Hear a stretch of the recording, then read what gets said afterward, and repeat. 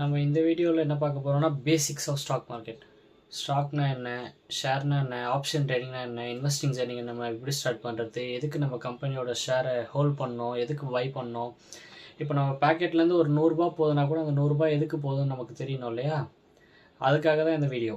Basics of stock market வந்து நான் explain பண்ணுறேன். இப்போ ஃபஸ்ட்டு ஸ்டாக் மார்க்கெட்னா என்ன, லெட்ஸே எக்ஸாம்பிள், இந்த கேபிள் நான் மேனுஃபேக்சரிங் பண்ணுறேன். ஓகே, இப்போது என்னால் ஒரு 100 கேபிள் தான் மேனுஃபேக்சர் பண்ண முடியும்னு வச்சுக்கோங்களேன். இப்போது சடனாக இந்த கேபிளோட வேல்யூ வந்து ஒரு 10,000 பீப்புள்ஸ் வந்து உடனே கேட்குறாங்க. ஆனால் என்னால் 10,000 கேபிள் பை பண்ண முடியாது, இது பண்ண முடியாது, மேனுஃபேக்சர் பண்ண முடியாது ஒரே டைமில். இப்போ நான் மேனுஃபேக்சர் பண்ணணுன்னா எனக்கு ஹியூஜ் லெவலான மிஷினரிஸ் தேவை. மிஷினரி தேவைன்னா நான் அதுக்கு வந்து என்ன பண்ணணும், எனக்கு ஃபண்டிங் தேவை. எனக்கு அவ்வளோ ஃபண்டிங் இல்லை. ஸோ நான் வந்து அதை உங்கள்கிட்ட கேட்பேன், அதை நான் பிச் பண்ணுவேன். இப்போது இந்த ப்ராடக்ட் உங்களுக்கு பிடிச்சிருந்தா இன்வெஸ்டர் இந்த ப்ராடக்ட்டில் இன்வெஸ்ட் பண்ணுவாங்க, ரீட்டைல் ட்ரேடர் இந்த ப்ராடக்ட்டில் இன்வெஸ்ட் பண்ணுவாங்க. அப்படி தான் இந்த ஒரு கம்பெனி நம்ம அந்த ஸ்டாக் மார்க்கெட்டுக்குள்ளே வருது.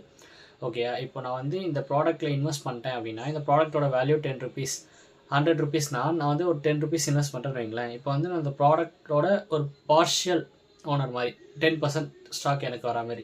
இப்போ இந்த ப்ராடக்ட்டோட வேல்யூ வந்து 100 ருபீஸில் இருக்கிறது, இப்போ இங்கே இருக்கிறது இங்கே போயிடுச்சுன்னா அது எவ்வளோ வரும், 400 இருக்குமா. இப்போது அந்த கம்பெனி வந்து அந்த கம்பெனியோட இப்போ பார்ஷியல் ஓனர் மாதிரி இல்லை நான். இப்போ வந்து நான் இந்த ஸ்டாக்கை பையும் பண்ண முடியும், செல்லும் பண்ண முடியும், ஹோல்டும் பண்ண முடியும். இதுதான் ஸ்டாக்கை பை பண்ணுறது, ஹோல்ட் பண்ணுறதுன்னு சொல்லுவாங்க.